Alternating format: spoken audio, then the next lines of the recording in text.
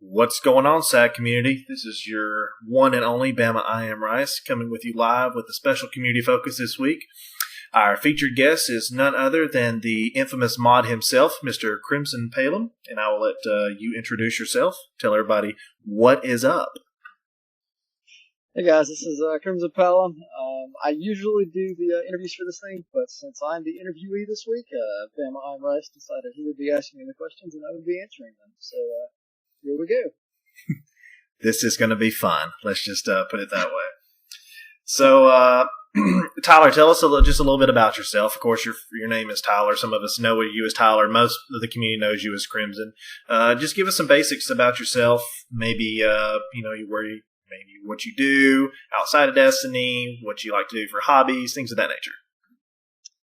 All right. I am a dad of two wonderful children, so they take an awful lot of my time away from Destiny, unfortunately, but I love them to death and wouldn't have it any other way. Other than that, I've been playing video games for a really long time. I play a little bit of everything. Been a fan of RPGs since the beginning, so Destiny, although it's not a traditional RPG, it kind of fit right into what I wanted to play. Other than that, let's see, I work for a cable company called Charter. Myself and Dan are both do that, so yeah, that is pretty much me. I think what most people want to know at this point, now that you've revealed the big secret that we actually work together, is how great of a cable technician that Bama Cat is. Yeah, I mean, he's only second to me, so, you know. Well, we're all second to our Lord and Savior, Mr. Atheist Democrat, but, that goes neither here nor there. So, That's right. You'd mentioned that you were a fan of RPGs growing up. Tell us a little bit about your history in the RPG realm. What games did you play? Were you more of a console guy? Did you venture into the PC realm? What games influenced your playstyle coming up into Destiny? So, growing up, my brother's the one that originally got me into video games back when I was like 3. He pretty much would always hog the Sega at the time, and he was always playing sports games on the Sega, so I was stuck with the regular Nintendo, and I had the wonderful pleasure of playing the original Zelda games. Those were the first games that I can remember just spending cuckoos of time playing. I loved those games. So that's where my love for games started, and then from there, the next series of games that I can really remember getting into was the Final Fantasy games. My personal favorite Final Fantasy game is not 7, for those of you that like the series and think I was going to say that. No, it is actually Final Fantasy 9. A little different from most people, but I love the different story in that game, and the Chocobo part, which I always really liked in Final Fantasy game, was a lot more in depth in 9 than any other game, so I really loved Final Fantasy 9. But aside from that, most of my gaming history I've been on consoles. I do play a lot of PC games too. I'm really big into StarCraft, so that takes up a lot of my time also. The Diablo games, I love those as well. Let's see, I played both Skyrim and Oblivion and Fallout, all of those open world type platform games. Played those on PC as well. And I played a lot of Counter-Strike back in the day too. So, that, and I've wasted way too much time, more than I care to admit, in Call of Duty series also. So that's kind of my gaming history all rolled into one on this. Gotcha. Yeah, well, I think a lot of us can, no matter how much we want to admit it, have been involved in the Call of Duty scene at some point in our life. So you mentioned, some of the RPGs in your past. You mentioned Fallout. So I'm going to ask you, are you planning on playing Fallout 4 in the near future? Do you plan on purchasing it? If you do, are you going to stick with the console version or maybe go PC for the mods? I will probably play it at some point. I won't lie, it's not really on my priority of games to play right now. The game I'm looking forward to playing the most other than Destiny is Metal Gear Solid Fan of Pain. As soon as I can manage to break away from real life and Destiny long enough to actually play that game, I'm going to. But I will play Fallout 4. I will probably play it on PC. But yeah, it will happen. Very nice. Yeah, the Fallout community has been excited for the past month now, and especially on the PC side with the mods, and a lot of games on the PC side have the mods, so that's something that's understandable. One other game you had mentioned was Counter Strike, and right now Counter Strike Global Offensive is one of the biggest strategic based games out there. It's got a huge Twitch following. I mean, it's probably one of the few games right above Destiny as far as Twitch viewers, Twitch streamers. What influences from Counter-Strike have you, if any, brought into your Destiny gameplay, especially on the PvP side? So I have played Counter-Strike Go just a little bit. I haven't really delved into it to the point of trying to be good, competitive with it. But Counter-Strike Source back in the day, I played an awful lot of it. And the biggest thing that I learned from the Counter-Strike games way back in the day was headshots, man. Headshots. In the Counter-Strike world, headshots are a really big deal. And in the Call of Duty world, which I've played a lot more of, they're not so much. But I sniped in both games, but the biggest parallel is that in Call of Duty, a chest shot was good enough. In Counter-Strike, not so much. So that's the biggest thing that I brought over into Destiny was just the muscle memory from way back then of got to get them headshots, man. That's the biggest thing that I picked up from Counter-Strike back in the day. Gotcha. We'll get into your PvP skill set and everything later on when we talk more into the Destiny round. But you've given us your history of video games up until Destiny. Why don't you tell us at what point did you decide you were interested in Destiny, and at what point did you decide to put over 1,000 hours of your life into this game? So I have never played a Bungie game up until Destiny. So I was always a PlayStation fanboy, and when people started talking about Halo, I grimaced and looked the other way. I didn't like anything. Halo, I don't know. So when I originally heard about Destiny, it was going to be this large space loot hunter thing. I was really, really big into Borderlands as well, and the first article that I ever read about Destiny was that this game was coming out and it was basically going to be a more realistic, less cartoony version of Borderlands. I was like, man, that's going to be awesome.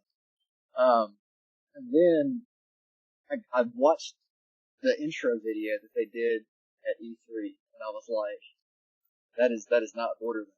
What? At the same time, that game is freaking amazing. So, just like I think all the other mods, as soon as the alpha was announced at E3, I raced home, from my job at the time. I could kind of do and go be wherever I wanted to. Didn't pay very much, but I just kind of left. And I ran home, raced home as fast as I could, downloaded the alpha, and played probably about 80 hours worth of the alpha in the next, however long I lived, 4 days or something like that. I played a ridiculous amount of the alpha. Loved every minute of it. I probably had more spent metal than most of the community did. But, I don't know, something about Destiny and the loot of actually trying to find exotics back in the alpha. I heard they were there, and that was what I was really looking for. I never did find one, but I'd seen screenshots of people actually getting, I think it was Suros. That's correct. So that's what I was hunting for, but I never did get it. So that was what got me into Destiny, and then what's kept me playing, strangely enough, it's not so much the hunting for loot anymore or anything else. This may come as a surprise to some of you, but I really just enjoy helping people at this point. I still get the thrill of finding the new loot, and, yes, I did this, yes, I beat the raid, awesome and all that kind of good stuff, but that's not what keeps me coming back. What keeps me coming back is knowing that I can give somebody else that same thrill that I got the first year of the game. The first time I cleared Vault of Glass, man, awesome experience. I loved it, and I want to know that I can give that same experience to other people. So that's what keeps me sticking around and probably logging another 1,100 hours on this game.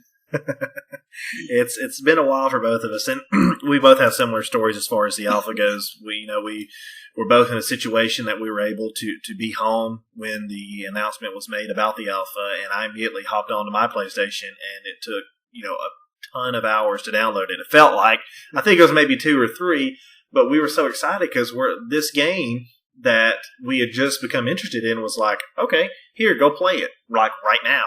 And we're like, awesome, this is going to be amazing.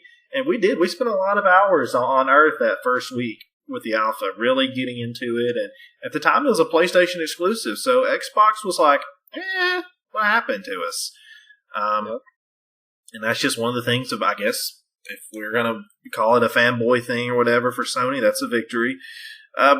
Just quickly, as far as the exclusivity of content, weapons, armor with Sony and Destiny, what are your personal feelings on that? Do you feel like that's beneficial overall? Because Xbox does get, in this case, the Jade Rabbit, they'll get that in year 3.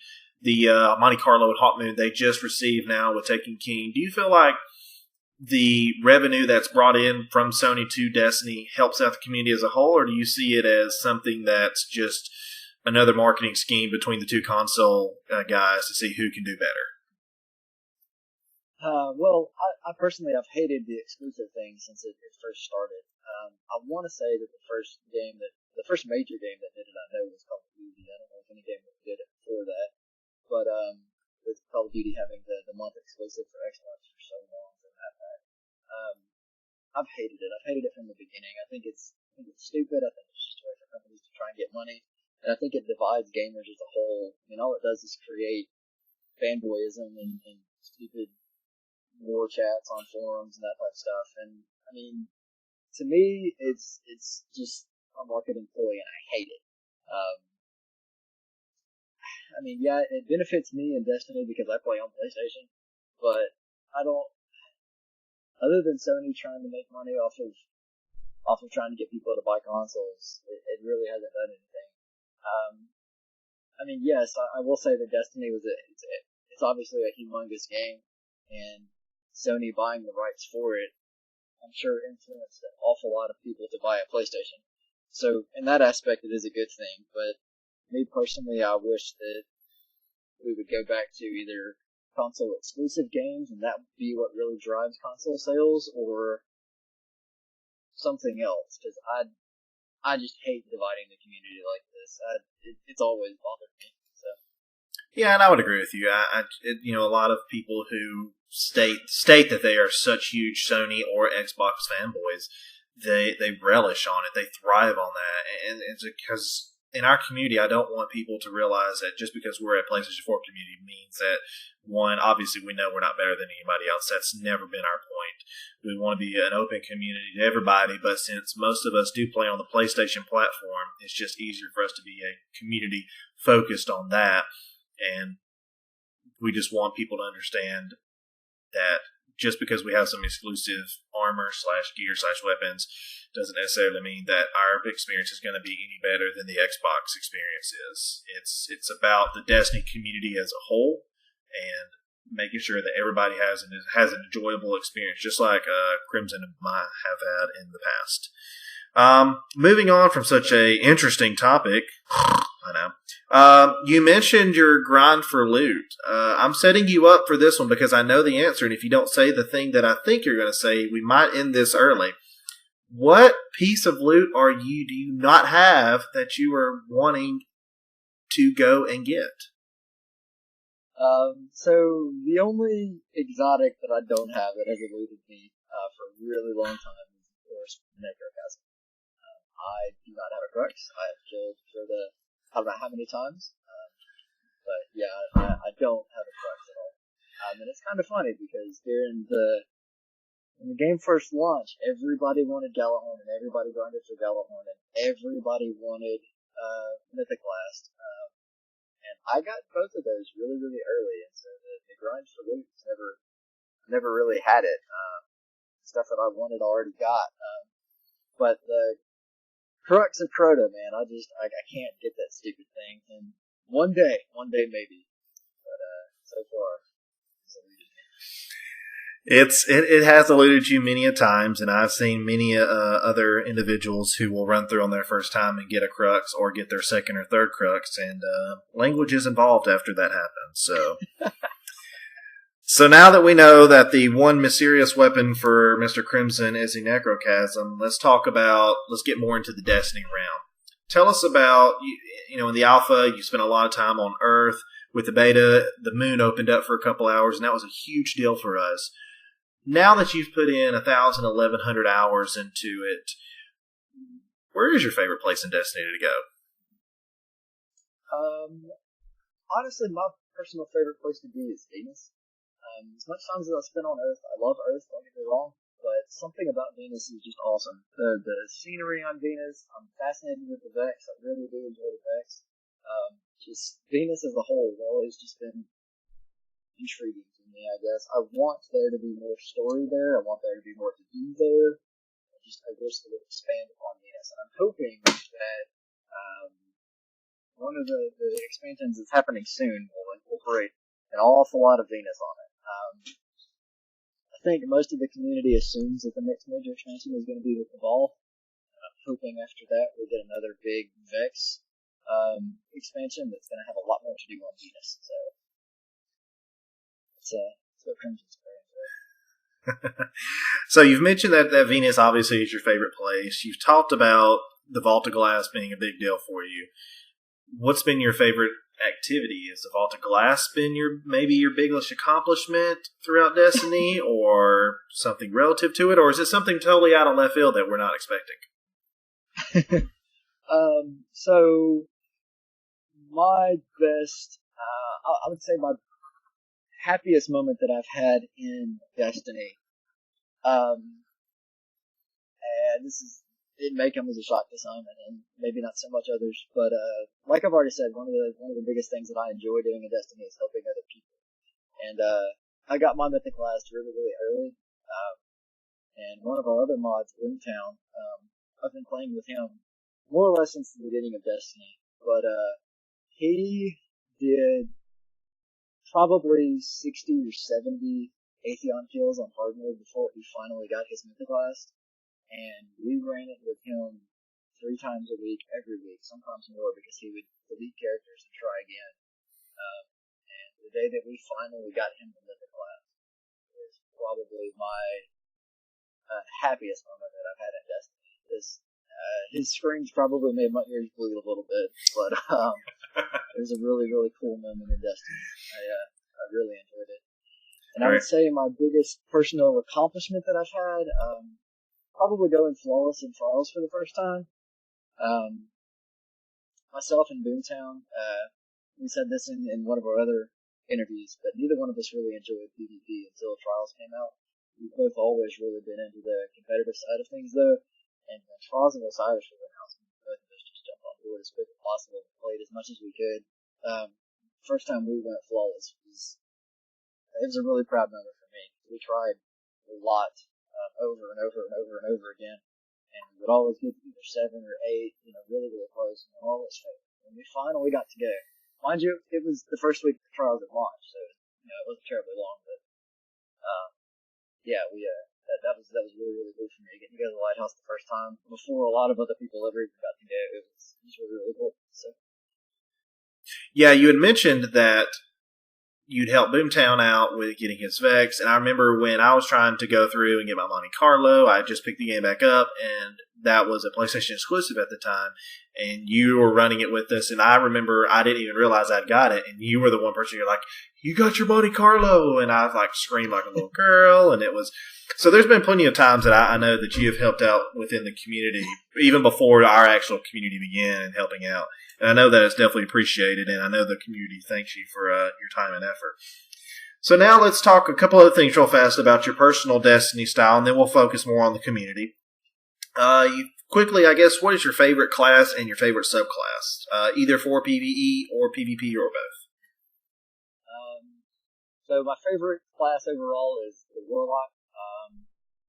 I don't know, being a big RPG nerd, I've always liked magic and warlocks and the whole being able to cast spells thing.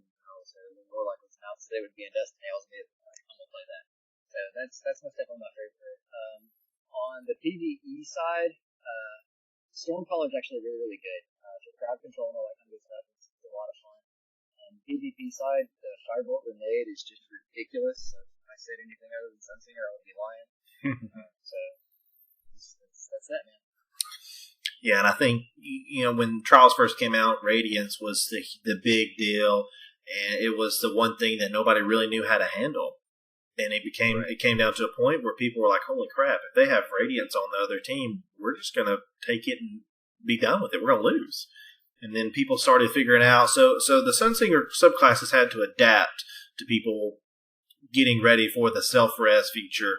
And while it is a very strong PvP class still, especially with the Fusion and the Firebolt, it's definitely not as OP, I guess, as we originally thought it would be.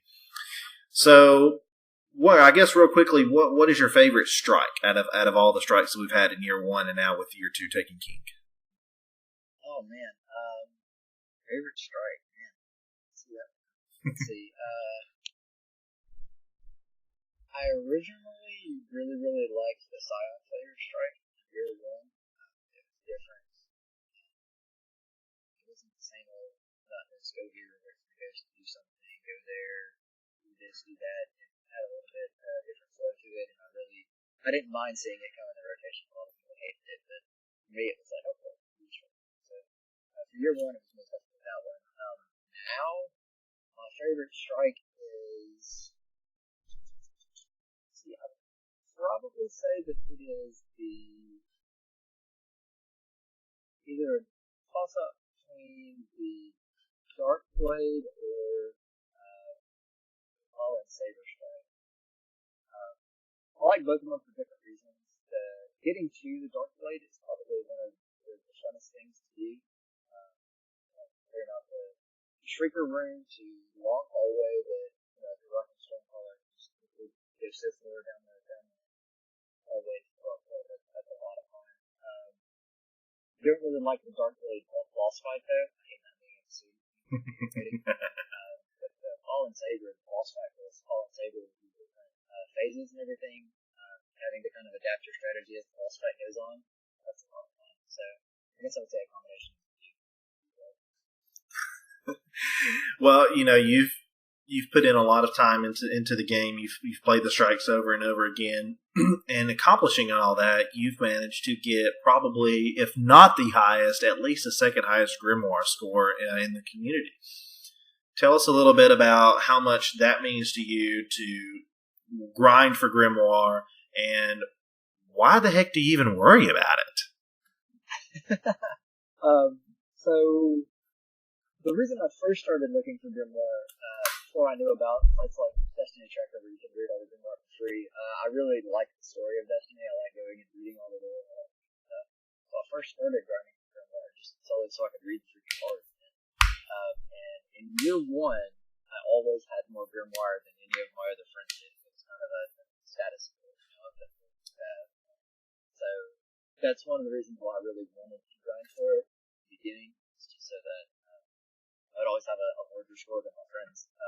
Nowadays, the only reason that I really grind for Grimoire is just because I want to do everything.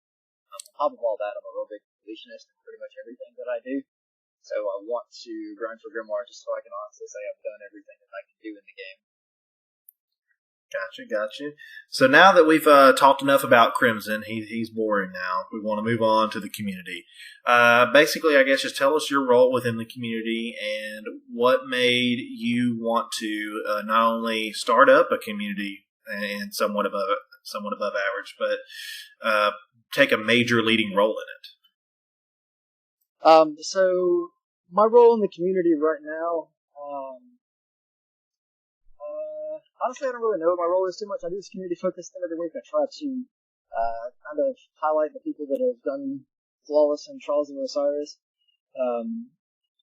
Myself and Bama here, since we worked together, we kind of got together and came up with the initial idea to make all this happen.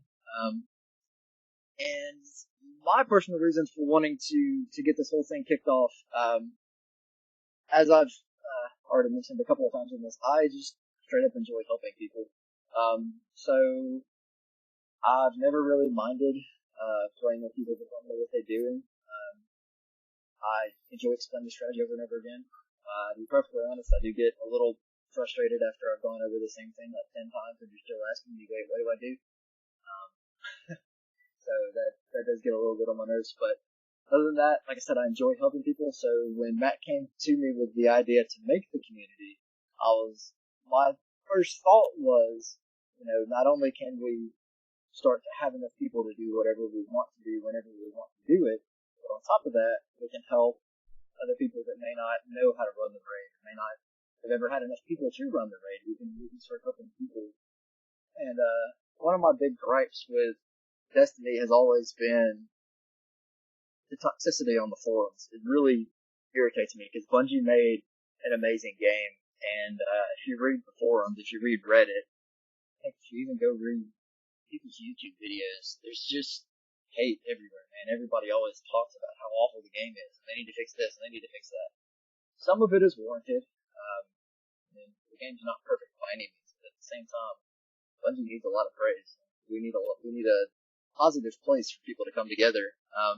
So that was one of the things that I really wanted to make sure happened, is that no matter what direction we decided to go with the community, I wanted to make sure that it was a positive place where people could come, play, and be happy, and not have to worry about somebody being negative all the time. And I don't think we can stress this enough. The emphasis on having a positive community where new players and old players alike can come in and have an atmosphere to not only help each other out, but obviously we all have individual achievements that we want to obtain with Destiny, whether it's a high Grimoire score, going flawless in trials. I can't stress this enough. Everything is better with a fire team. Even if you go patrol Earth, which is level 1, level 2, level 4 NPCs, you still have more fun when you have one or two other fire team members with you. It makes it easier. You accomplish more. You don't spend as much time. So maybe you only spend 900 hours instead of 1,100 hours on the game. Who knows? But so moving on from that, in our original group, you sort of had a little bit of a reputation for being a valiant trials player. You and Boomtown were put on a pedestal to which no one could achieve. And so, while it may not have been that high, a lot of us in the community that we originally started with looked up to you guys for help, carry, whatever you want to call it, in trials. With you individually, what drives you in trials to succeed? Do you feel like it's more of just a straight up skill based thing where it's my gun versus your gun, let's go? Do you think strategy plays a major factor in it, or is it simply just maybe a combination of both? I am just a very competitive person in general. I don't like to compete in just about anything that I do. I hate it. So, like I said earlier in this thing, when the game first came out, I didn't really like PvP. It kind of irritated me because you go in the 6v6 thing, it's just really chaotic, and I was coming from the Call of Duty scene, which is pretty much a quick shooter, and Destiny, it just took so freaking long to kill somebody, and I'd be in a firefight with one guy and get blindsided from the right, and it irritated the crap out of me. I don't like 6v6 to this day. I don't like 6v6 game modes very much. But trials, it's 3v3. When I kill somebody, they stay dead. They have the opportunity to revive. I can do something about it. And it's just a competitive atmosphere of knowing that if I do get to go 9-0, I get to go to the lighthouse. And that's a big motivation for me because I guess the best way to put it is everybody has a little bit of a bragger. I like to be able to say, yeah, I went to the lighthouse. So I just enjoy going, man. I enjoy helping people get there, and I enjoy going. Enjoy knowing that I beat somebody over and over and over again in order to get to 9-0 or 7-0. So yeah, I'm just super competitive in everything that I do, and trials is the best place to let that come out. So. Let's talk a little bit about your loadout with trials. Most people have set loadouts, and having played with you, I know what your loadout is. Can you explain to the community why do you pick a sniper rifle over a shotgun in most situations? So for me personally, the map in Destiny isn't very good for me. I don't really like the little vertical thing with the dots and all that kind of good stuff. So close quarters encounters tend to confuse me, just to be quite frank. I lose people when I get in close quarter combat, and I can't keep up with them. So I prefer to stick to the long range stuff, and with the long range stuff comes the sniper rifle. And on top of that, I have been sniping for a very long time in pretty much every game. A long time ago when I was younger, I've already said that me being a competitive person pretty much drives a lot of what I do. And sniper rifle, especially back in the Counter-Strike days, to me, is a big sign of skill, because you had to get that headshot. You couldn't just spray and pray from around the corner or something like that. You had to get that headshot. And so that was where my love for snipers came from the beginning, because I only get one shot to kill you. If I miss, I'm dead. And that, to me, I don't know, it's really cool. It's kind of a love-hate relationship, I guess, because, you know, as long as I get my shot, I have that thrill of, yes, I just beat that guy, but when I don't get my shot, it's like, dang, I just died. But, I don't know, that's why I chose the sniper rifle anyways. I like to keep my distance, and I like knowing that I'll only get one bullet, and if I miss, then I'm good. Just in my blood for a long time, I guess. Gotcha. So with a team of 3 in trials, last question about trials. How important is communication for people who are just starting out in trials? Is it something to where, I mean, we see on Twitch sometimes these great, magnificent players, crafty, triple rec, able to just almost carry 2 people through. Is that the norm? Should be the norm for trials? Or for somebody who's coming in, should they expect to have to work to carry their weight, for lack of a better term? So, there's the people like Crafty and Triple Rec. There's some other really, really good players out there, that don't stream even. But those guys, you know, there's the term called the top 1%. Those guys are the 0.01%. Those guys are phenomenal. They are above and beyond the rest. Let's just be quite frank with it. In most scenarios, it's really, really hard to carry people. Even like Matt just said a minute ago, before the SAAG thing started, and me and Boomtown, we had that reputation, and it's because, let's just be honest, we took Matt to his first trials, and I think it was Boomtown and Matt that took William to his first trials, and it was Andrew and Max, and it's not like they hadn't tried before. They just needed some people to help them out and show them what strategies to use and what strategies to not use. And honestly, it's not even about a predetermined strategy or something like that. One of the biggest things that people don't understand in trials is you got to adapt and learn. One of the biggest ways to adapt and learn is to communicate. If you keep going up the middle and you keep getting sniped, you know, hey man, there's a sniper that sits there every time. If one of y'all can go from this other angle and take him off, then we can probably rush up the middle because the other 2 aren't watching that type thing. That's just one situation, but you've got to learn the maps and be able to communicate. And the other big thing is you've got to be able to listen.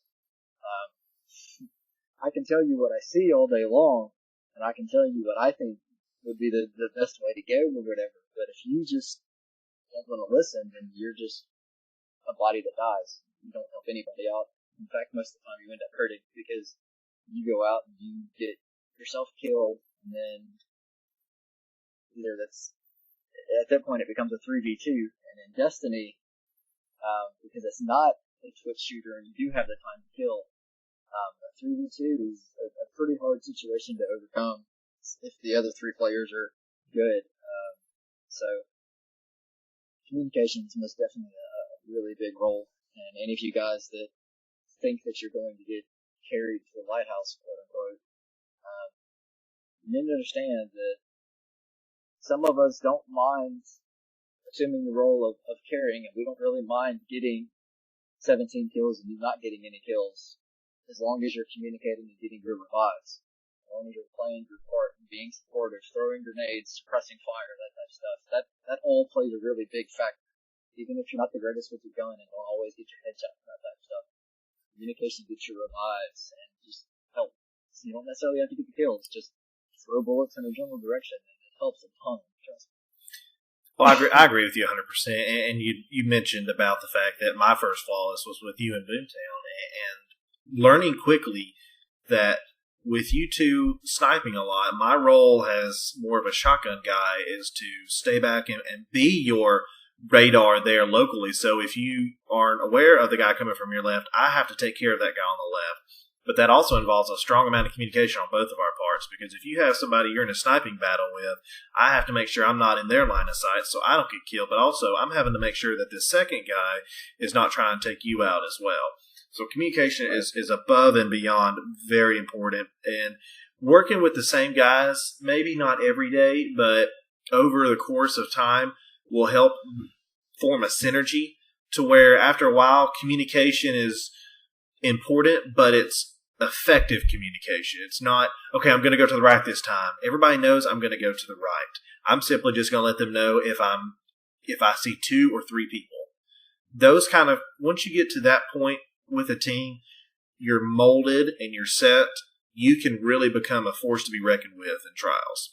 I'll tell you right now that there's a couple of groups within our community that I have full confidence if people knew our records and they knew us coming into the round, they would know that we are a solid group, and it might instill a little bit of fear. I'm not saying that we're going to beat everybody, because we do have our faults and we make mistakes, but we feel like we play well together, and that's how we want everybody in the PvP portion of our community to play. We want you guys to find teammates that you're comfortable with and that will want to go to the lighthouse and be successful, because all we can do is give you the opportunity to be successful. You have to jump on it and take the chance to be successful.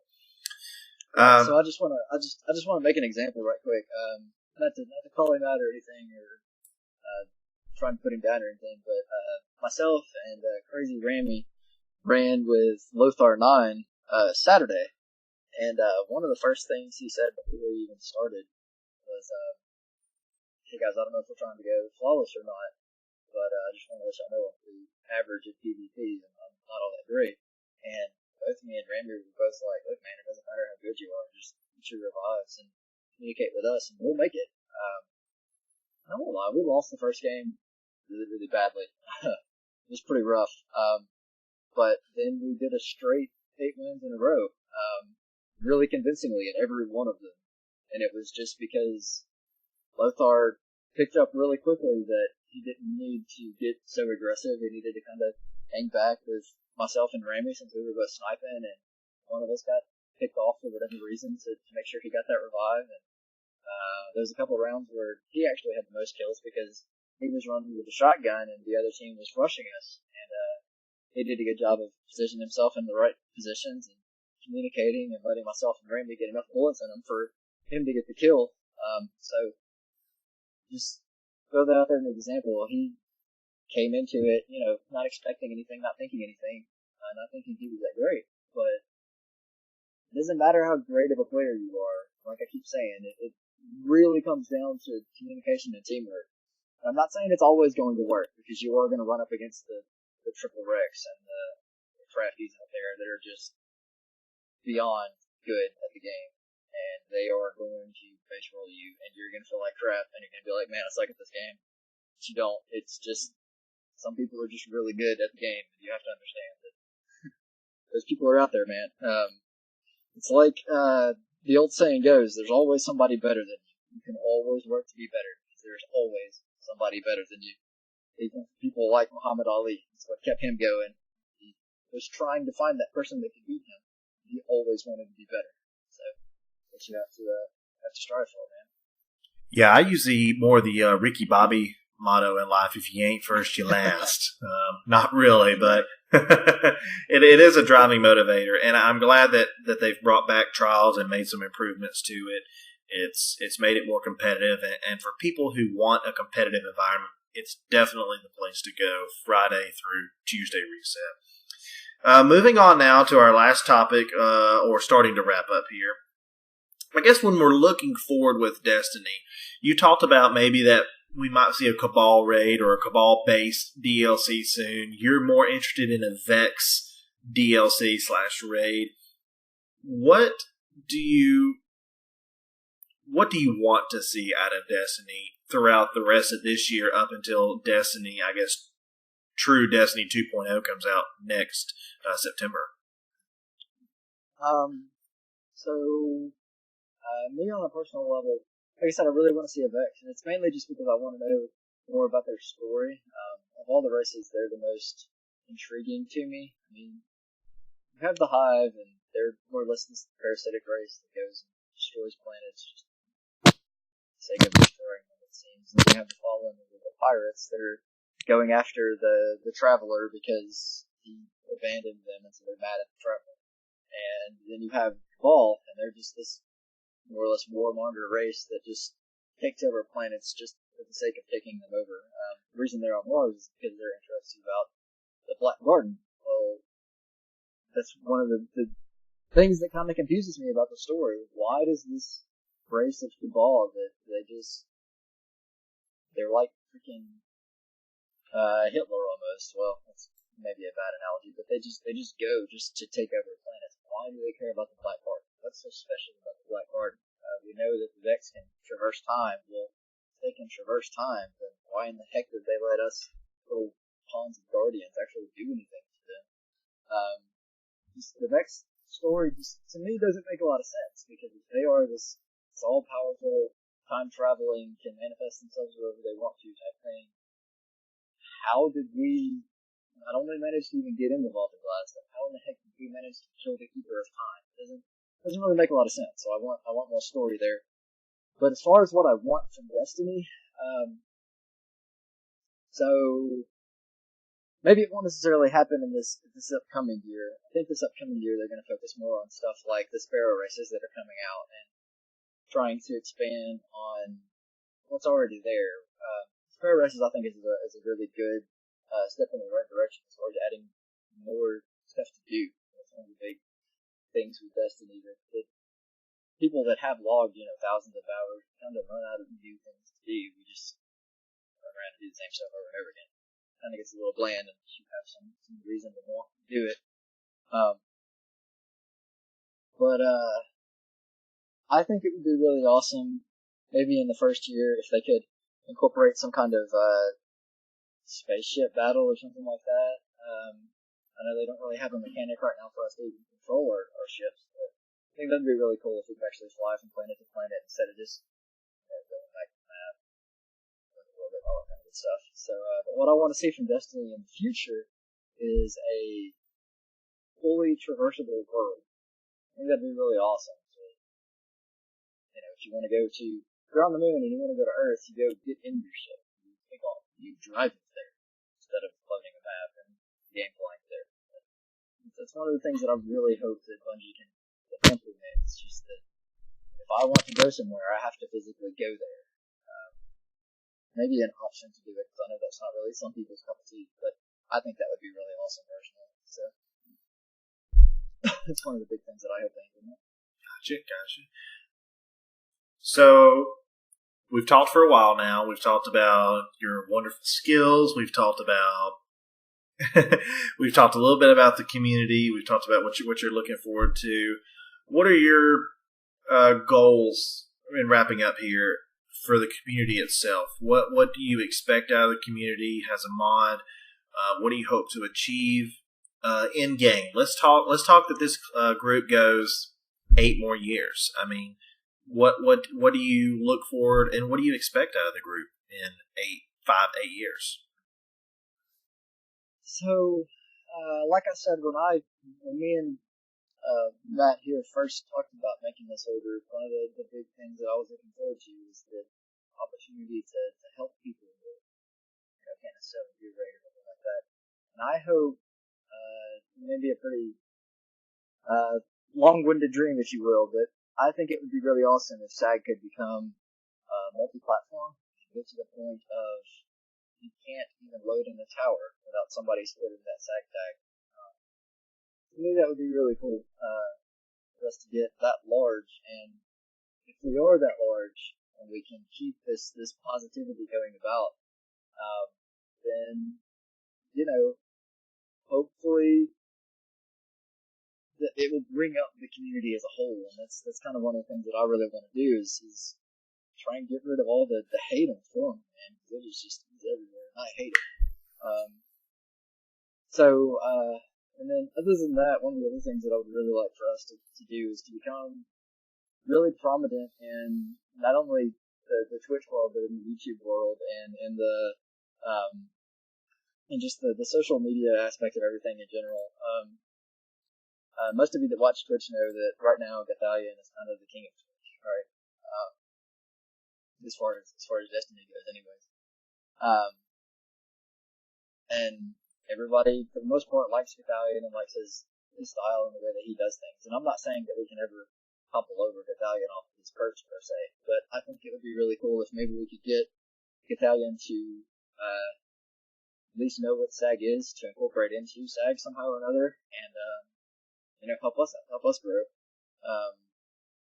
And just, once again, positivity breeds more positivity, in my opinion. Italian is a really positive guy. He's all about Destiny, and not only that, he's all about Destiny in the right way, in my opinion. Because even when he did his reveals and stuff for House of Wolves, he wasn't just all peaches and cream. He was asking the hard questions. This is what the community wants. Why can't you guys make this happen? So he's positive in the right way, in my opinion. He gives them positive feedback instead of just hate. It's making us really enjoy what you're doing, but we would like this to happen. So if we could somehow or another get the Italians to at least know who we are, that'd be really, really awesome, in my opinion. Yeah, and definitely Kithicor has a strong hold on the community, which is a great thing, because you're right, he does project that positive image. And talking with Crimson and myself when we began the group, I mean, he's the face of Destiny, and that's what he talks about as being positive. And I appreciate everything that he's done, because he does give us a good basic model to start out with as far as what foundation should a solid community grow upon. And because we've chosen to go down the path of a positive, helpful community instead of a strict, this is how we're going to run things and that's it community, we're already up to almost 350 members across two groups already. And, with it being tomorrow's another Tuesday, hopefully we can get another group of people to come into the fold. Every Tuesday, it seems like we grow. Gets a couple of you community people out on the Reddits and the YouTubes and the Twizzitches and the Twitzitters and all that.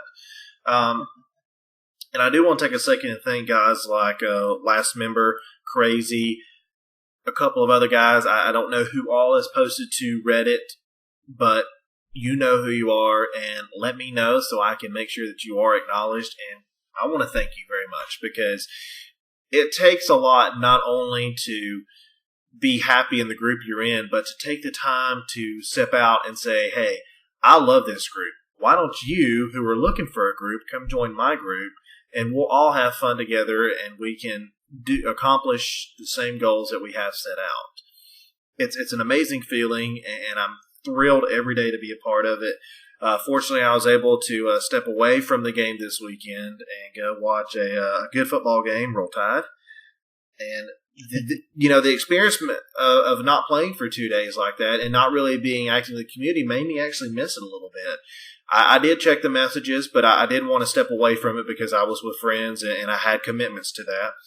But as soon as I got back, I was ready. Like today, I was ready when I got home from work to get on and to help the community and to do things. I immediately posted a video up to YouTube. I've got the agenda schedule up for the week.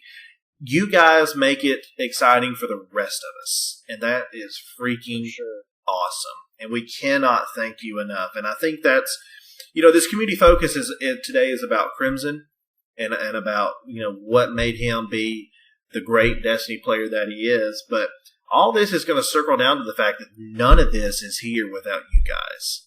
So we'll take the time over the next few weeks, months, years, millenniums to get to know everybody. Do a focus on as many people as we can who we feel are going above and beyond in the community to put in the hard effort to help out those who are fresh with the raid, to be participants in trials. Not necessarily always looking for flawless, but looking to win, and including that goes with completing bounties. If you are looking to complete bounties, that's a form of being a success if you obtain your goal. So while you may not go 9-0 or you may go 1-3, if you get all your bounties done and that was your goal originally, that's the goal you should set for, and that's perfectly great and awesome. And that's why our community has an opportunity to be successful long term, because we're not set on one somewhat ridiculous goal. We're just simply somewhat above average gamers. So having said that little spill, I will let Crimson go ahead and start his wrap up, and then I will follow up. All right, so once again, I just want to kind of reiterate what Matt said there. Thank you all so very much for everything that you guys do for our community and creating this thing as large as it is already. It's a huge honor, and I've said it before, but I'm humbled to be a part of it. I can't believe we've gotten as large as we have, and it's really awesome knowing that we've not only put together a positive group of people, but a group of people that are willing to spend the time to help each other out. I want to give Kithicor and Matt here a big shout out. They did a raid, it was a few days ago now, but on Kithicor's live stream with Umbrella and Odyssey, what was her name? And I know that was really stressful for everybody involved, but it was really awesome watching that and seeing everything unfold. And it takes a lot of patience to do that. And huge props to those guys for sticking in there and helping everybody as much as they possibly can. It was really, really cool to see. But on top of that, with that being said, next week we're going to be doing the community focus on our newest mod, which will be Kithicor. So you guys have that. We will definitely be tuning in for that. Kithicor brings a nice flamboyant, for lack of a better term, style to the mods, and we're very thrilled and excited to have him as a part of us. Well, Tyler, thanks for taking the time with me this evening to chat a little bit about Destiny and about yourself. I know the community would not be where we're at without your benefits and without your contributions to us. So I want to thank you on behalf of the community for everything you've done for us and for everything you will do for us in the future. Signing off now from my mom's basement. Not really, people, calm down. This is Bama I Am Rice, and I am glad to be a part of the greatest community in the whole wide world. Go SAAG and roll Tide.